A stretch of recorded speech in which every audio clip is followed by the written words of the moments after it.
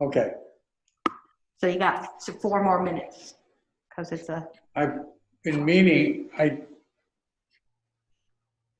does Dick Brockway join us anymore for these?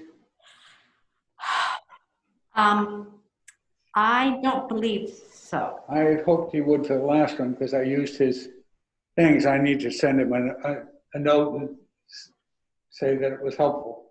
Yeah. Oh. Well, I would think that we should start in a minute unless you think we need any more people. I think we'll start in 3 minutes because I think there will be a war Okay. if we start early. Okay.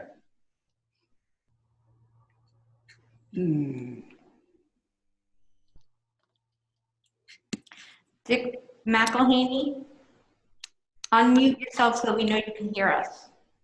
I can hear you. Okay, thank you. You can mute yourself now, although you're the kind of running the show.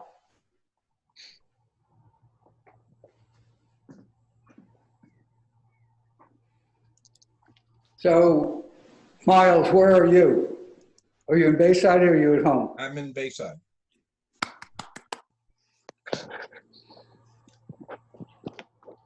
You're muted. Background. No, actually he's on. He's just quiet.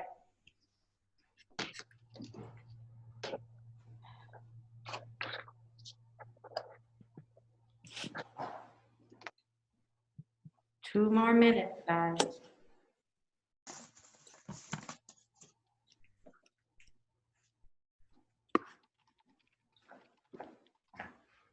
Hello, Billy. Hello, waiting for me? What? Yeah. Waiting for me? I have about 2 more minutes before we start. And we're kind of hoping to hear from Jim. Durago, Right. from Tim. Tim. Dick, do you know if Tim's joining us? He's supposed to, yeah. I talked to him earlier this, well, it was early afternoon, I guess. Okay. He's planning on being here. Okay. He's not coming to on my mic. I don't know why. Everyone's being really quiet Okay. because of the echo.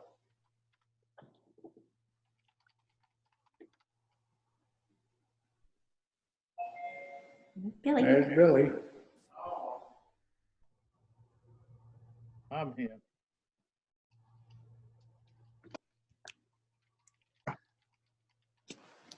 Week.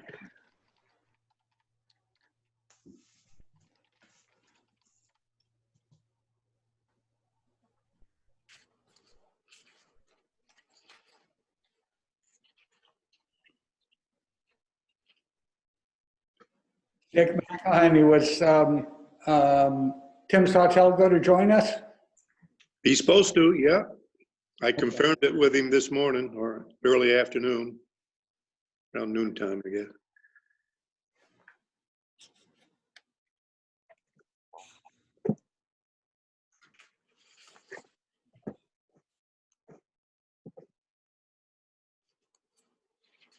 Okay. There he is. I think we could be. Okay. This is a special board meeting of the Utilities Committee to discuss where we are with bids for building the wastewater treatment building. And at our last meeting, we had asked Tim to have communication with Apex to see whether there was any way to get them to climb down on what we thought was an excessively high bid. And if that was not going to work, to consider what other options we had to get this plant built. So I would go to Tim and ask where we're at.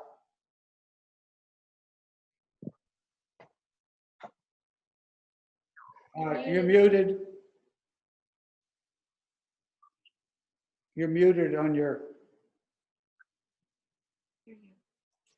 Yeah, is that a little better? Well, much better.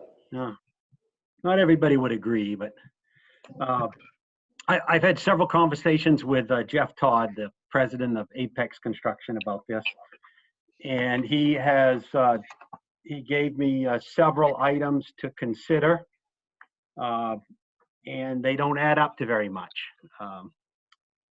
I'll go down through the list real quick. He has found a different electrical sub, but it only cuts his cost on electrical by $7,500. And there's several other items that eliminate him paying for any electrical costs related to power bills during construction or testing the concrete and things. That would save $3,000. Go with a different siding instead of the pre-finished cedar shakes. You know, go with something vinyl or otherwise would save $2,500. And he could eliminate several items related to the pump accessories and relocating the chemical pump, relocating the sampler, and not supplying or not installing the eye wash. So the total there is $17,000 for everything, which only brings him down to $266,260. Really nowhere near where you indicated you want it to be. Judy? What about the question about the site prep and whether there was overlap between the Farley contract for the seawall and the Farley subcontractor contract for this? Well, I don't know if that's a question I can answer. You have to ask Farley, I guess. I did not speak to Farley to ask them whether they included, actually, take that back. Farley is not his earthwork guy. Oh, He carried Jake Barber. He said Farley was more money for the site work. I had thought he carried Farley as well, but he carried Jake Barber's number for the dirt work. okay. So, I mean, that's one thing that could be eliminated is any finish work around the building. I don't know that we would save an appreciable amount. You might save some, $5,000-$10,000, but you wanted to get to 200 or thereabouts, and you're still 66,000 away. Yeah. So what is your recommendation from here then, Tim? Well, your options are to rebid. Well, yeah, rebidding is an option.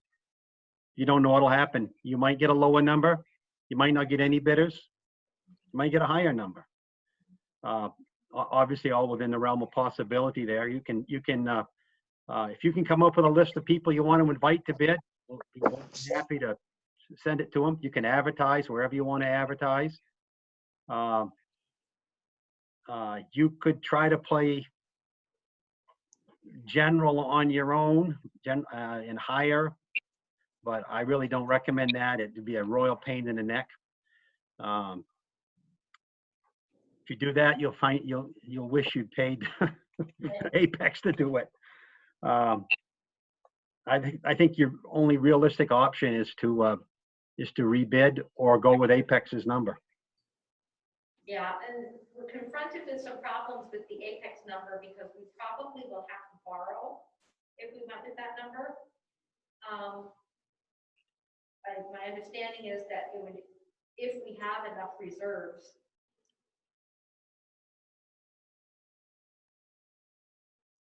we would be wiping out our reserves, which doesn't sound like a wise decision. So we would want to borrow a chunk of it, which would mean that we need a warrant on our annual meeting. And that doesn't happen till the second Tuesday of August, but we are doing contingency planning where that meeting, if it occurs, which we believe it has to happen, will probably require paper ballots for everything, as opposed to a village meeting, where, regular old town meeting.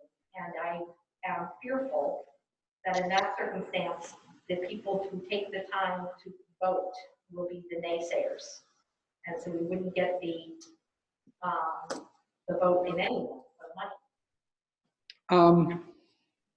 If you look at our cash situation, which may or may not change between now and then if people don't pay their bill, the sewer department has $232,874. there's 14,303 that's unreserved, and then there's 50,000 that is USDA restricted, and I don't know whether we can touch that or not. I mean, Dick would have to explain that to me, whether we're allowed to use that for this. Yeah, But we are. in theory, we have close to $300,000 in cash. And I have considered that I might pay my next 10 years sewer bills ahead or something like that. I don't expect to see 10 years from now, but I mean, there would be some ways to get some kind of little bridge loans in there. Well, Dick, did I just hear you say, yes, we can use some of the USDA money? Was a question for me, Judy? Well, I think I heard you say that you thought we could use that money. Oh, yes, yes, we can. Oh, well, and I also should say that I'd forgotten, I should take better notes, that Steve and I were talking about this very concern about warrants, the warrant articles. And he thought that while a warrant article might fail, an interdepartmental loan doesn't need to be approved. And so he would be willing to recommend that the village, the general account, loan to the sewer department to get the project done. That the general government would make a loan? Yeah, Yeah, I'm having a hard time hearing you, Judy. Yeah, me too. well, because Okay, Very- When David stops talking, then he needs to put his on mute, and then you need to unmute yours. That makes it better. thank you. So I was saying that I spoke to Steve. Yeah, Cracking myself up. Steve believes that if a warrant article fails, nonetheless, we don't need approval for interdepartment loans. And he believes the general account has enough money to make that interdepartment loan until next year when we could pay it back. well, I was thinking along those same lines, Judy, but I was thinking about maybe borrowing from the water department, but either or both perhaps could be considered. Probably would be, yeah. Right, because we got to, I mean, we're showing a contingency of in the $30,000 to $40,000 range on the water side, assuming everything goes well at the end of the year. So that would be perhaps, even a better alternative.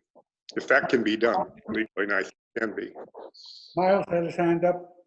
Yeah, I asked last time we met if someone could explore the possibility of delaying this project. I, for one, could not conceivably vote in favor of accepting this bid. In fact, I'd move not to accept it. The bid is outrageous on its face, and there's something wrong when you compare it with what our estimate was going into this project. So I don't see how we could responsibly accept a bid that's over twice as much as the estimate, unless there's something wrong with the estimate. And I think we need to go back and explore, is there something wrong with this estimate, or how did this happen? So that ties back to my first question of, if we can delay, I think we need to delay, because I think this is going to take way longer than we have time for. Kim? Can you talk about the estimated cost?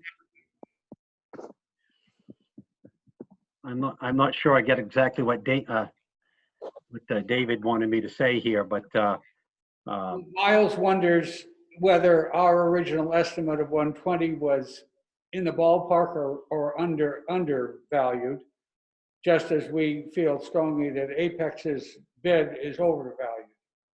well, I'll be a little wishy-washy on this. I think both are have some. I believe a more realistic number would have been in the high 100s to the low 200s. I think our original number was a little low. I guess maybe we didn't look at it as close as we could have, because it was it was the non-recommended option of all the items, but yet it was ended up being the selected option.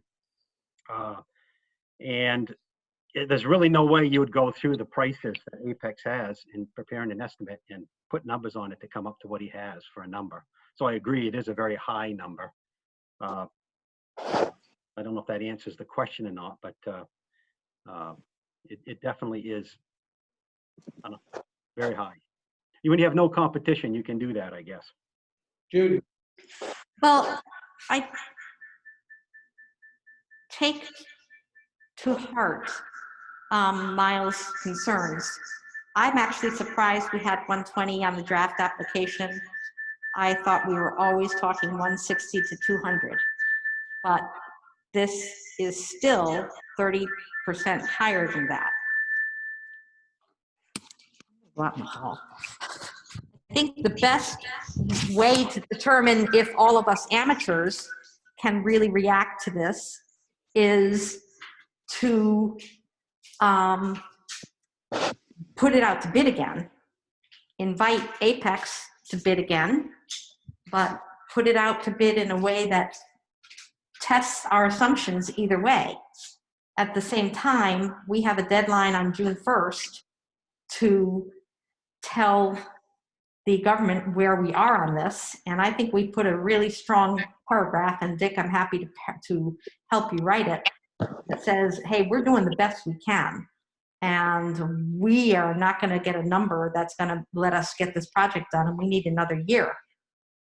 What I would not want to happen is the effort to buy more time translate into an effort to start from scratch. We put in a full year to get this thing planned. I think it's a really good plan, and I don't want to reopen that conversation. I want to get the conversation to get this building done.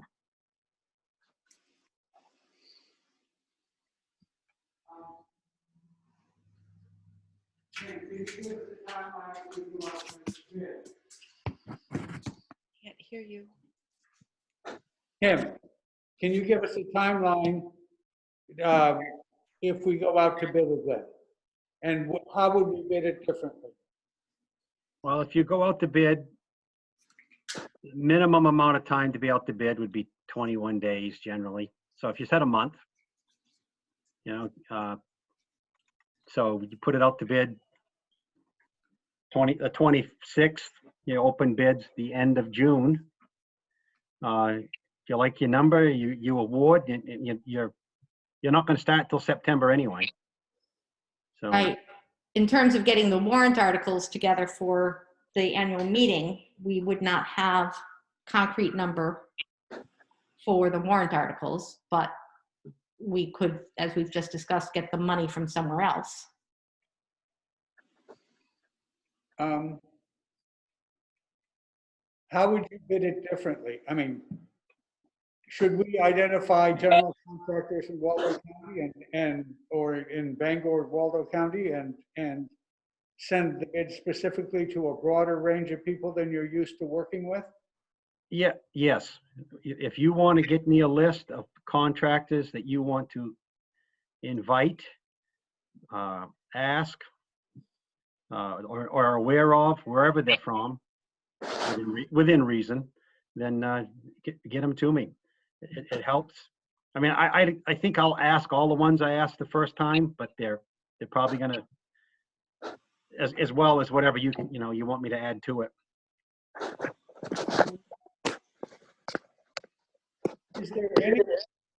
Is there any possibility that Farley, who's already going to be here doing site work, could be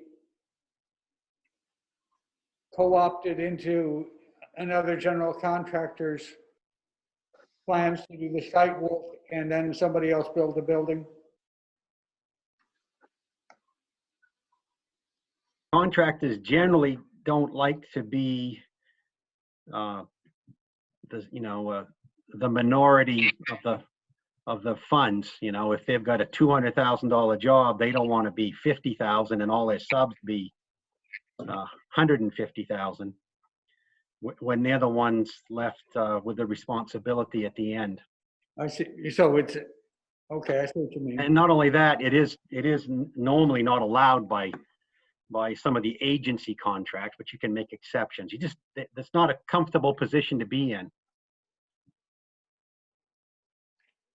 Well, Judy, if we put it out to bid again, then we will have tested our extreme reaction, because if it comes in at 280 again, we'll see that we're the ones that are wrong.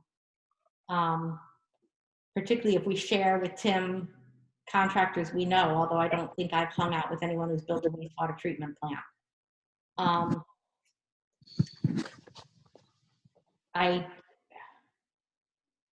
I think it also lends credibility to any report we put in the June 1st letter to the EPA saying we put it out once, we asked concrete people, not concrete as in dirt, but a specific list of talented people, and they showed no interest. We've put it out again, and we're either getting no interest or some interest, but we still need more time. Miles, Tell me what I'm missing again one time, Tim. I guess this is for Tim. This is basically a simple building. It isn't a treatment facility per se, is it? I mean, what's happening in this building that makes it so high tech that a regular builder, when I talked to a couple builders about this, they just started laughing. I mean, I have a 8x12 shed. It's a beautiful shed that was built on site, and it was $2,400. So I'm kind of lost. I need some clarification. And along the way, you said, well, you couldn't be the general contractor. I don't know what's so complicated here. I'm really missing something, so I need some help. Well, I'm not saying you can't be the general contractor. I just think you would not enjoy it very much. It shouldn't be this kind of number. I would agree with you, but it is certainly much more complicated than you have to work around the existing utilities when you're doing the foundation. I'm not a contractor. I can't really price it out. The only way you can get a price is from a contractor, and it does seem really high to me. I agree with you.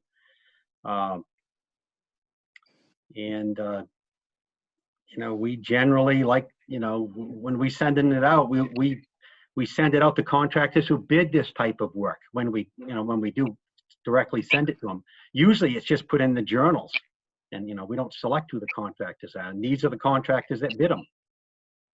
We don't normally get guys that build residential structures bidding on our jobs, because they don't like dealing with chemical pumps, generators, and other things. I don't know, I probably didn't answer your question, but I don't have any idea why it's that expensive either. Judy, My instinct is that one reason is because we're a government entity, there's a pain and suffering charge that the contractors add because they don't want to deal with little volunteer boards who have a better idea than they do. I also think that at the time we put this out, it was at the beginning of the pandemic, and we had two sets of facts: a really strong economy, builders busier than ever, and the unknown. We have a weaker economy now, and we're starting to crawl out of the unknown. That might tell us, I don't think it's going to peel $100,000 off the bid. People might be hungrier than they were at the beginning of February or March, but I think that we get a different understanding of why this 12x9 building is not a Shed City building. for the building itself, once you get the foundation made, are there things in it that are more expensive because you're building something that won't get blown away in the flood zone in terms of how you designed the building? Yeah, there are a few things, although the building is not designed itself to be, the building is out of the flood zone. Yeah. It's, the floor is, 1 foot above the base flood elevation. Now, in a 500-year flood may be few feet higher than that, but there's a couple things about the building that make it a little more expensive. We used magnesium sheathing rather than plywood, which, but that's really almost the same price as plywood, just a little bit more, and there's not that many sheets of it. We've used it on both interior and exterior. No, other than that, there's nothing about this building that's any No, different than a okay. garage. So, Janae had a question. I was just wondering if Tim had any other ideas that he considered, I mean, in terms of contractors that he may have considered and then decided not to send it to, that you could add those to a list too. yeah, I'll try to come up with some more names, but I'll try to come up with as many names as I can. One of the contractors we sent it to went and got a new job in the meantime, or another firm, so. Billy, do you have ideas of contractors in the area? When I asked Alden Battlefall, he mentioned Matt Brown, and I know you talked to him.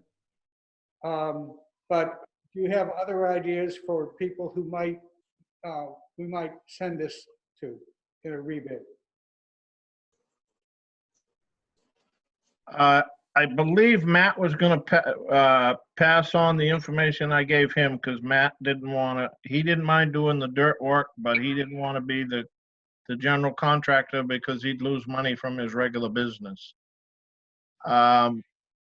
He was going to pass it on. I told him to pass it on to a guy that is building 2 assisted living centers in Belfast, places that people live, 2 different areas. He's going to pass that on to that guy. That guy may be interested in something like that. But I haven't heard back from him. Other than that, I don't really know. This fellow had worked for Chinbro and was. That guy did, yes, yeah. If you can get names, we need to get them back to Dorigo. I mean, he's going to send us out. We want to direct it as much as we can, but we're going to advertise it too. But we're going to need to hopefully direct it to a few more people than we did before.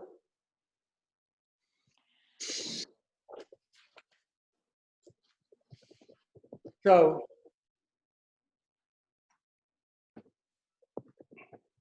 Dick McElhenney. Yes.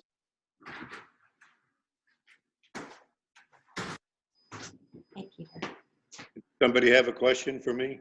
Yeah, have you got anything to add about ideas for contractors if we send it out? Oh, well, if I was, I would think that if I haven't looked at a telephone book in a very long time, but normally in the telephone book, there is the yellow pages, and in the yellow pages, there's always listed various contractors and what have you. So, if Belfast had a telephone book with yellow pages in it, that might be a good place to start to get a list of, available contractors. You can also go online and look up general contractors in Waldo County, and you'll get a list of 20. There you go. So there's another way of getting a list to at least contact to see if there's any interest. Yeah, but that's shooting. Yeah, that's make work. I think it's important to put it out to bid to test the results we already got. Let's think of it as a scientific trial. We got a scientific trial. We got the results. They make no sense to us. Duplicate that experiment and see what results you get. I think that I guess I haven't heard what's Apex going to do in the meantime. Will they take their toys and go home? They have plenty of work. They're working in Lincolnville, Dexter. Right. What I meant is, would they see this as an insult and not bid, or now come back at 300? Well, I don't know. They'll probably bid it again. Okay, I'll tell him what you're up to. I would suggest that we pick a bid opening date, and work back. perhaps in the order of a month from now, a bid opening date and time. I will prepare the advertisement and send it to you. And you can put it in whatever newspapers you want to, being aware that costs you like $500 to put it in the Bangor Deadly. And maybe it's cheaper in the Republican Journal, wherever you want to put it. KJ or Sentinel for the Waterville, Augusta area. I'll put it in the construction journals again. That doesn't Yeah. cost, that costs $0. But you can pick whichever papers you want to put it in. And if you want to send me names and addresses and emails, if you have them, of contractors you want to invite, we'll send them the advertisement. I can send you copies of the plans and specs for you to give to whoever you want to. Can we, is there anything in the specs that we should carve out right now, which is, we think drove the price too high? I'm thinking of the site work. Well, you need to do the site work. You know, if you take things out and don't, you know, someone has to do them. Yeah.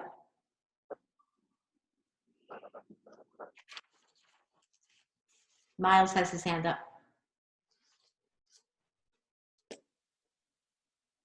Miles? Just a clarification, I guess for you, Judy, of the bidding process. Can we legally, is there any reason that we can't put something on Dan Webster's site saying we're having trouble finding someone to bid this building? Does anybody know somebody who might be interested? Can we do We can that? certainly do that.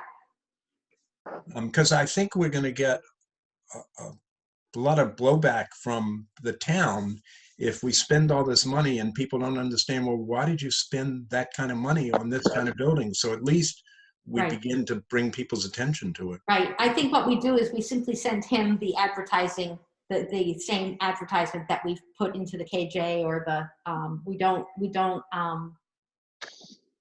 my personal view is we don't allow him to magnify or alter the story.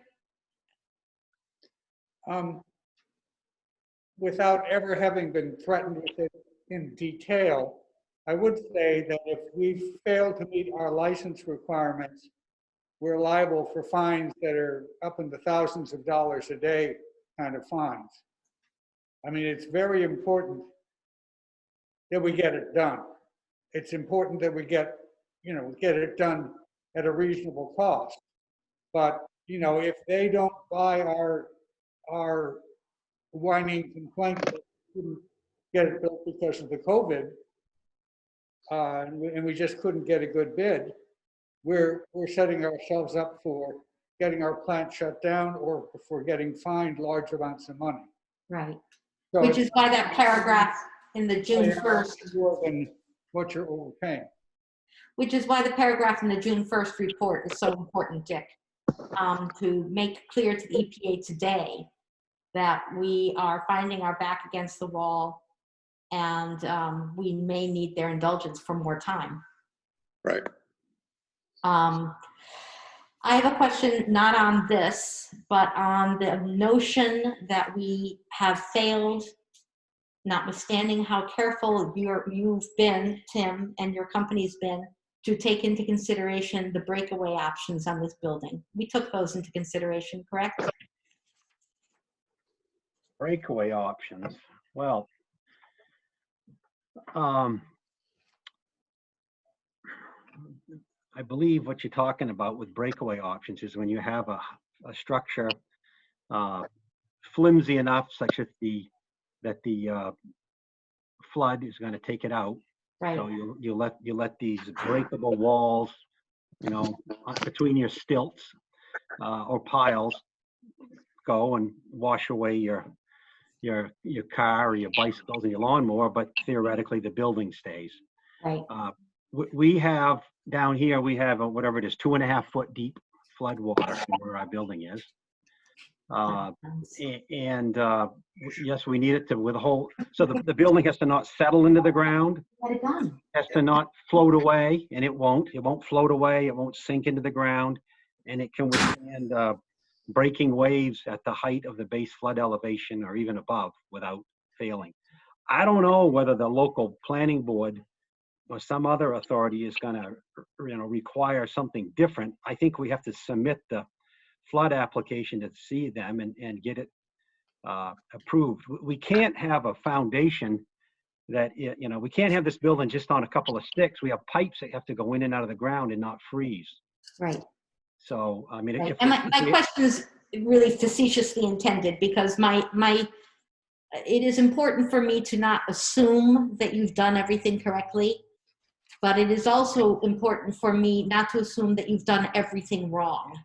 And I'm more inclined to believe that, given the amount of money that we've paid Dorigo and the very careful work and answers to our questions over the last year that you've given us, that we clearly may get some pushback from somebody at the town in terms of the permit, but we've done everything we can to assure that we've done what we're supposed to do, right?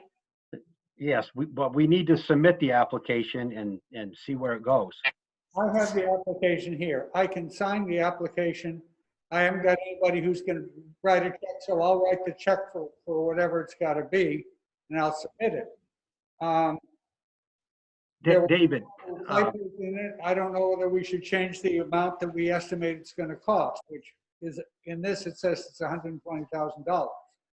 David, I have done some updates to it in the last few days. Okay, So I will get you the updated copy, which changes the dollar amount. It changes a couple of the answers that we put in there that we think are a better answer to some of the questions, and things like that. I'll get you the updated copy. You'll have it first thing Tuesday morning. so if you send that to me on Tuesday, I can bring it with a check up to, does it go to Tupi Rooney or the town, or to whom does it go? Yeah, to the code enforcement officer, but we'll get that information to you. So I think it's important that the minutes reflect that we directed Tim to transmit that, and that we directed David to sign it,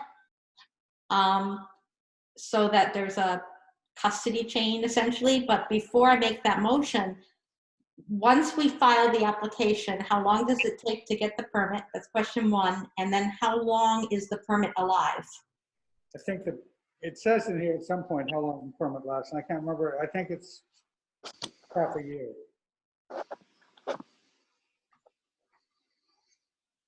180 days. 6 months. So if we get the permit from them by the end of June, Yeah, then we have to get it done within the timeline we have right now. If they deny the permit, that's another thing we have to tell the FBPA in our next report. so will someone make a motion that empowers me to sign these and turn them into the code enforcement officer? So moved. Second? All in favor? Aye. Okay. And I would also make a motion that we direct Tim to re-advertise the bid with the design specs already submitted. Oh, except that we had talked about making the building a foot shorter. So that's going to change your specs, right? So if anybody comes up with names, does everybody have Tim's email address if they need to communicate with him? Okay. Anything else? Well, wait. Are we having him advertise this building as it was advertised before, or is it a foot shorter? Lower, remember? So Tim, you'd have to send different design specs out. Can you do that? I think so. Tim, you also mentioned about putting a quick disconnect out on the pole along with the meter as opposed to putting it onto the building. Yes, one of the things when we did another review through it, we think it might be a wise thing is to put the electrical disconnect. Even though your existing electrical disconnect is down on your existing building, we should probably put your new one up on the utility pole, out of the 100-year floodplain, so that in the event of a flood, you can shut the power off. Okay. So Miles has his hand up, David. This is, I think this is kind of a stupid question at this point, but I want to throw it in anywhere. Did we, along the way, do we have an architect type looking at the plans, or is Dirigo acting both as engineer and architect? And the reason I'm asking that is, to me, just lowering it a foot doesn't make any sense without looking at the overall design. I mean, I know some on the committee had this thing about height.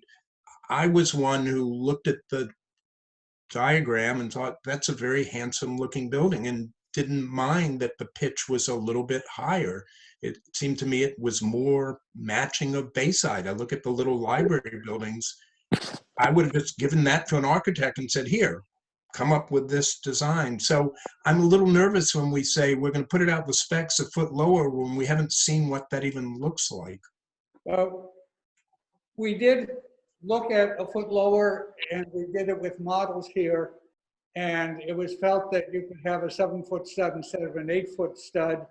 And I sent out at least a cut and paste picture of what it looked like a foot lower.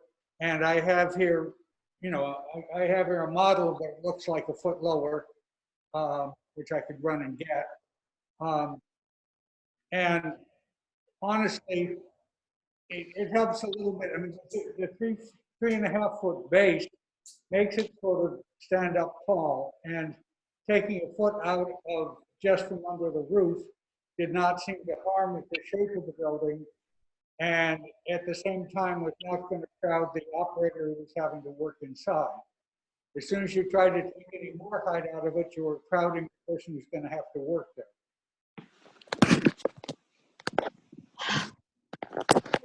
Miles' point is, first of all, no architect is on staff at Dirigo, as I understand it. I think to the extent that aesthetic decisions were imposed upon Dirigo, it was by the committee. So, and I think Miles makes a very good point that every decision we make is going to get a reaction from someone about what it looks like. But at the last meeting, David did give us, and he's walking it in now, a visual of what the building looks like 1 foot shorter. And there it is.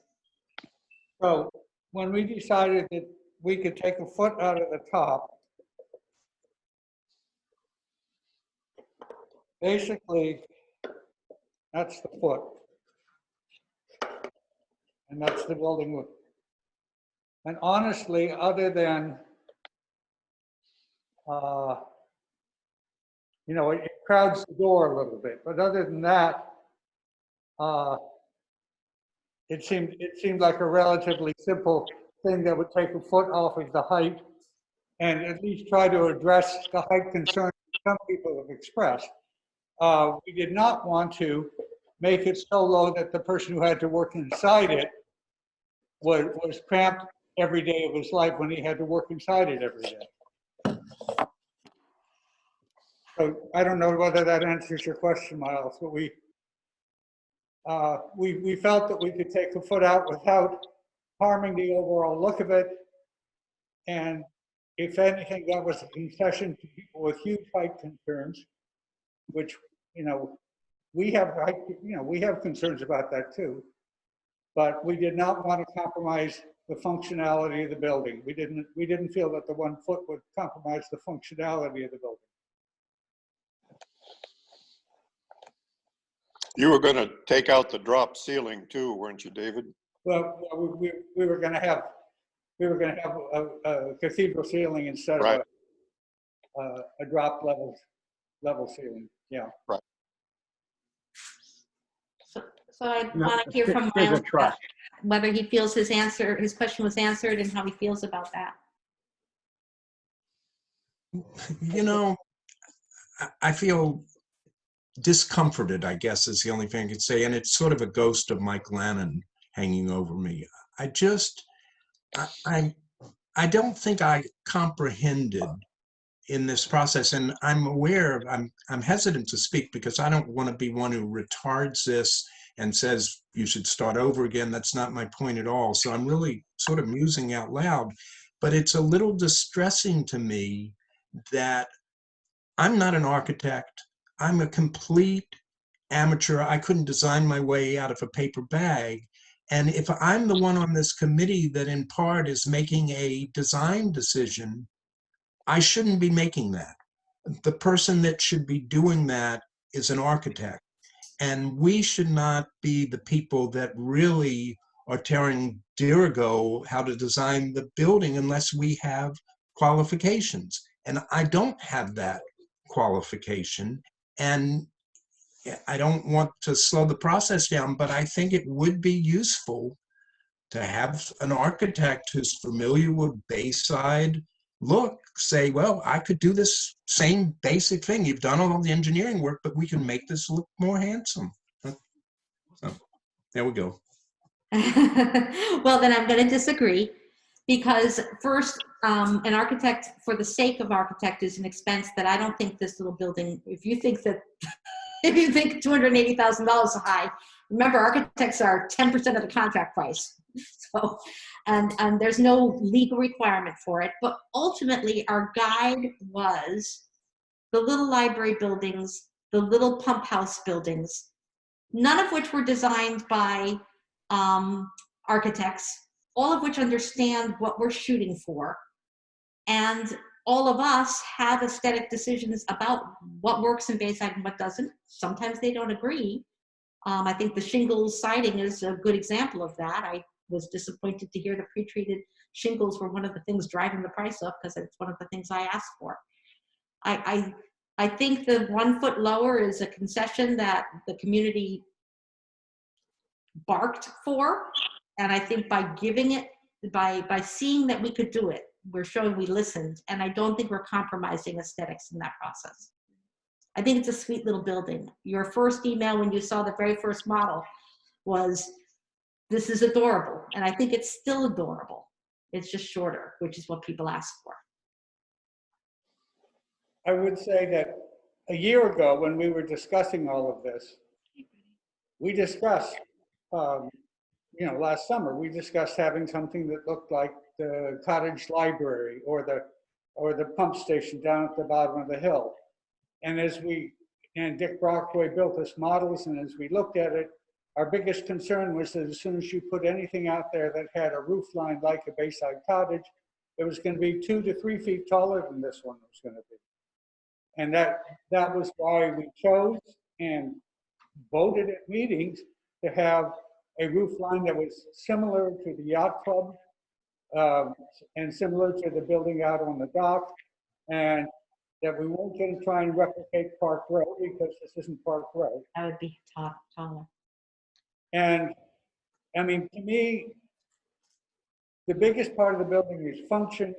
The second is to make it not an eyesore. We're going to tear down an eyesore. We're getting rid of the little old blue building, which almost anybody would say was something of an eyesore. And a stink sore. Cut that out. Well, Tim wants to say something. I don't want to prolong this, but it might not hurt to just review quickly the flood elevation, because I've heard some discussion or questions about it. Mm-hmm. So if it's okay with you, I'll try to share my screen and show you just so everybody's on the same page, hopefully, as far as understanding this. So let's see if this works. Wherever it's hiding, there we go. All right, so everybody hopefully can see this little view right here. Mm-hmm. This is the yacht club down here. Mm-hmm. This is your existing circle. This is the existing treatment building. Mm-hmm. And the base flood elevation is right here where I'm moving the cursor through right there, 14 and a half feet. That's the base flood elevation. Mm-hmm. It is up here. So it goes essentially from the inland corner of, well, basically from your inlet manhole there to the center of the circle. Mhm. So it's Much all, further out. it's almost to the little grass area up here. So one thing you can do, we talked about, is if you put your building here, you have no 3.5-foot foundation sticking out of the ground. But there's a few other drawbacks with that. But just so you know, that Right. you can't move the building 5 or 10 feet and get out of the floodplain. You have to move it, 60 or 70 or 80 feet to get up in here to get out of the floodplain. Well, and we even, and even moving it there, the side streaming, even though that was just a short distance, was going to be expensive, right? Yeah, it would be a little more money for side streaming for sure, but you would have nothing above ground down here Yeah. other than your, manhole covers and hatches and stuff sticking out of the ground. And people, trust me, would have a problem with the height of a building there as well. Yeah. And up here, the issue you'd have up here would be if you need a setback from this street Mhm. and this street, Mhm. where can you be and that sort of thing. But just so you know, if Yeah. if someone says, are we going to get out of the floodplain, or you got to be up here to be out of the floodplain, Yeah, as far as not being an elevated foundation. right. So, That's all anyway. part of the initial analysis we did, Yeah. was why would I we, just want- the first question we posed ourselves was, why would we spend money on a building on the edge of the sea? The sea is going to rise.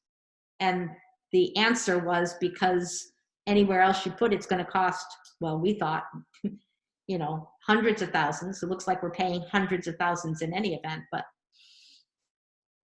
Yeah. Thank you, Tim. Yeah, just wanted to But make sure nice- everybody understood that. Every time you get asked a question, I hope you recognize that the questions are well-intentioned. We don't doubt that you have done your work. Sometimes it is good, like that example, that you show your work. 2 + 2 is 4. Prove it. Judy, the decision to put it where it is, was that primarily a cost decision? And so is that not a factor at this point because the cost had been exceeded, or would they go up even more? Well, they would go up even more. The side streaming was the thing that was driving it. We were looking at that location and at the bottom of the park. And just putting those pipes, getting the shit up there was going to be very difficult, as I understand it, Tim.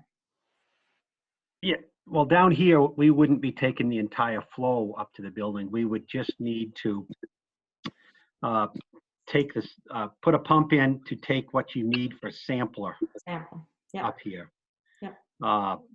Everything else would be essentially the same, but you need a small pump. We'd have to run a conduit down, have a small pump down there that when you needed to grab a sample for the composite sampler, that you could get it. Mhm.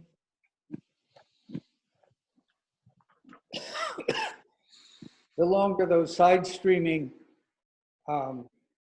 conduits are, the harder it is to fix one if it goes bad. And what you've got to dig up to fix it if it goes bad. Right, you'd need 2 pumps. DEP would want some redundancy there, so.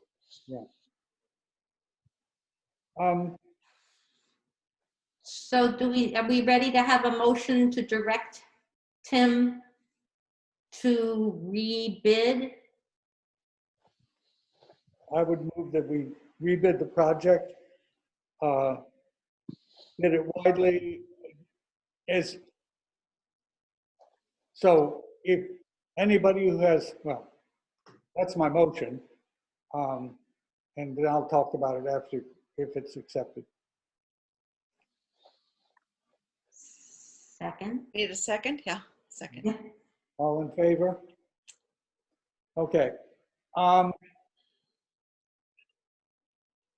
Advertising, you've got the Free Press, you've got the Republican Journal, you've got the Bangor Daily News. I think the Bangor Daily News, the Kennebec Journal, Waterville Sentinel. If you think you know a contractor who might be interested, email the contact information to Tim and he'll mail the packet out. I think putting it on Danny's website, and I think it should just be something like, "Dear Bayside resident, do you know a contractor?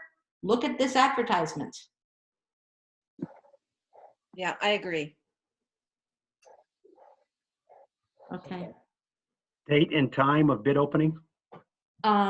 You said 21 days, so what would the date that you want?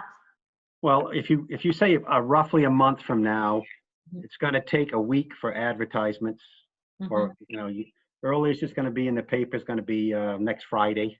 If Okay, it's sent out on Tuesday. So that is June 3rd. Well, let's just say June 30th, which is, that's a Tuesday? well, that's a little more than a month from now. We could go. I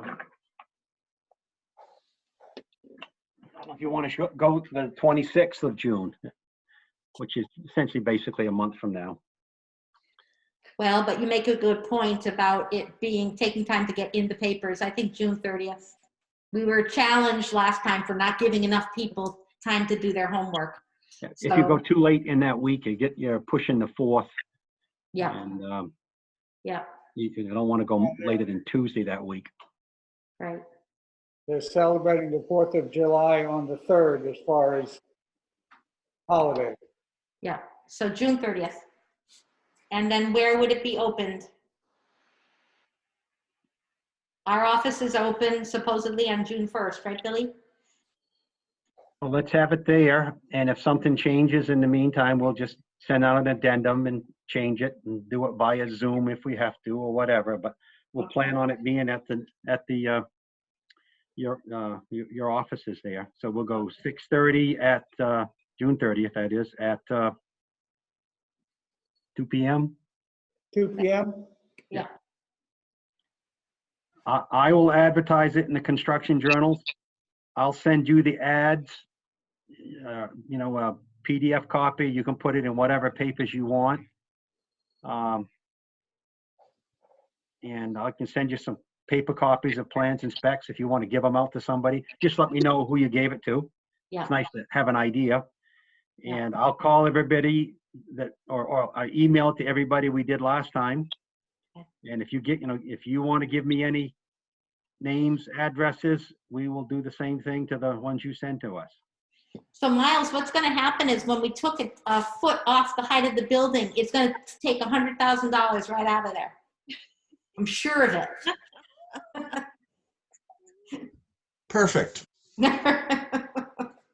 I like David's. I hope we bought it out on the record that David's going to pay 10 years worth of sewer bills to make this work. I'm not going to redo the drawings. I'm just going to modify that dimension and note that it's not to scale. We can do a drawing quite easily, but I don't want to have to mess with. Right. We'll review. We'll spend a little time reviewing it to make sure we don't mess up anything mechanical or electrical. Okay. Okay. When you send the advertisement, I've never done anything like this. Does anybody have a feeling for how we get that done? Yeah, well, Tim will send it to us, and then Nina and Billy will make sure it gets in the paper. Nina and Billy will get it in the papers. Okay. And I think it should be the KJ, the Waterville Sentinel, the Bangor Daily News. If it's in the KJ and the Waterville Sentinel, it'll also be the Portland Press Herald, won't it? Aren't they the same? You probably pay for each one. Okay, so. These are expensive nowadays. Okay, yeah, because that's the only thing. As in like the only thing $600-700. All right, so just, I wouldn't waste time on the Portland Press Herald then, because they're so busy anyways. Everyone in that community. I think we tried Bangor paper once before, and I think Tim's right. I think it was almost $500 to $600. Yeah, they charge you to tell them, if you tell them you're dead, they're going to charge you. Yeah. By the word. Yeah. All right, well, so Billy, are you saying we shouldn't do Bangor Daily News? I think we should. Well, if you want to spend that type of money. We'll take it out of David's 10-year. 10-year plan? Okay. So Bangor, Kennebec Journal. Kennebec, You getting this, Nina?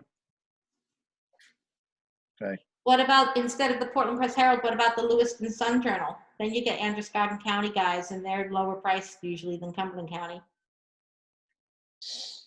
That's where T-Buck is.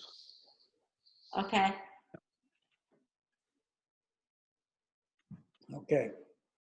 Well, I must admit to being exhausted and out of my depth with all of this. And probably you all feel the same way. I'm a little frustrated at my enforced seclusion. But we just got to do it. We got to get it out there. We got to get it big.